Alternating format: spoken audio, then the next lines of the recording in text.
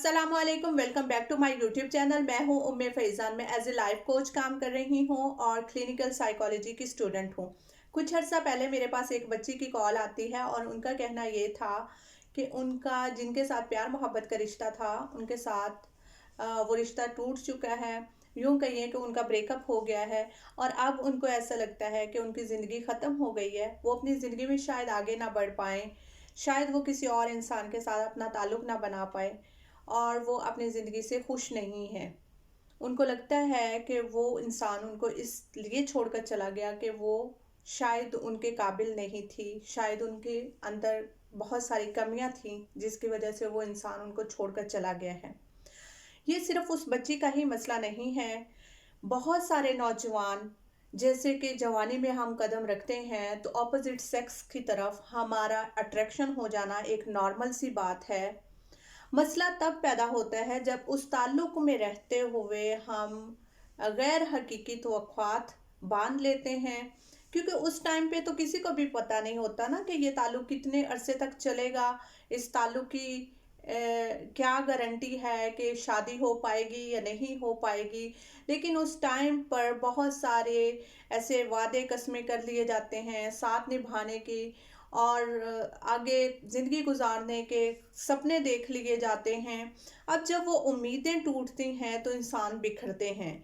तो यही होता है उन दो मोहब्बत करने वालों के साथ, जिनमें से एक इंसान जब आगे मूव ऑन करता है तो दूसरे को लगता है कि शायद मुझ में ही कोई कमी थी जिस वजह से वो मुझे छोड़कर जा चुका है।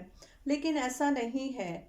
कभी कभी हमारा नसीब उस इंसान के साथ नहीं लिखा होता, या फिर उस रिश्ते की सिर्फ उतनी ही जिंदगी होती है। अगर वो हमारे नसीब में होता तो वो जाता ही क्यों, वो आपकी ज़िंदगी में ज़रूर शामिल होता। और अगर कोई इंसान आपको किसी भी वजह से छोड़कर जा चुका है तो उस इंसान पर रोना धोना करने का कोई फ़ायदा नहीं है। जिस इंसान को आपकी मोहब्बत की कदर नहीं है, जो आपके मोहब्बत भरे जज्बात को आपके मुंह पर दे मारे, उस इंसान के पीछे अपने आप को ख़वार करना कहीं की भी अक्लमंदी नहीं है। देखिए, मैं समझ सकती हूँ कि आप किस तकलीफ़ और किस कर्ब में से गुज़र रहे हैं। जिस इंसान के साथ आपने बहुत अच्छा वक़्त गुज़ारा है, जिस इंसान के साथ आपने सपने देखे हैं और उस इंसान का चले जाना आपकी ज़िंदगी से चले जाना आपके लिए कभी भी आसान नहीं है और आपको यकीनन बहुत तकलीफ़ हो रही होगी। लेकिन सोचें ज़रा, जो इंसान आपकी मोहब्बत की कदर नहीं कर रहा, अगर आप उसको किसी भी तरीके से हासिल कर भी लेते हैं तो सारी ज़िंदगी आप उसको खुश करने में लगे रहेंगे और आपकी अपनी ज़ात कहीं खोकर रह जाएगी। इसलिए जो जाना चाहता है उसके लिए अपने दिल के दरवाज़े खोलिए, दिल बड़ा कीजिए और उन जाने वाले को अलविदा कहिए। अगर कोई इंसान आपके साथ नहीं चलना चाहता और आप उसके पीछे भाग रहे हैं तो यहाँ पे ना सिर्फ आपके पैर ज़ख्मी होंगे, बल्कि आपकी रूह तक भी घायल हो जाएगी। और अपनी मोहब्बत की कीमत अपनी रूह को तकलीफ़ पहुँचाकर देना मैं कहीं की भी अक्लमंदी नहीं समझती। ठीक है, आपको दुःख हो रहा है, रोना आ रहा है, रोइए, दुःख करना चाहते हैं, कीजिए, क्योंकि ये आपके कैथारसिस के लिए ज़रूरी है। लेकिन इसको अपनी मुस्तकिल अपनी ज़िंदगी का हिस्सा मत बनाइए। जो जा चुका है उसके जाने के बाद उसकी यादों को, जहाँ कहीं भी उसकी यादें हैं, मैसेजेस हो सकते हैं, तस्वीरें हो सकती हैं, कहीं शायरी हो सकती है, कोई रुक के लेटर हो सकते हैं, उन यादों को तल्फ़ कीजिए और आगे बढ़िए। अपने आप को अकेला मत छोड़िए।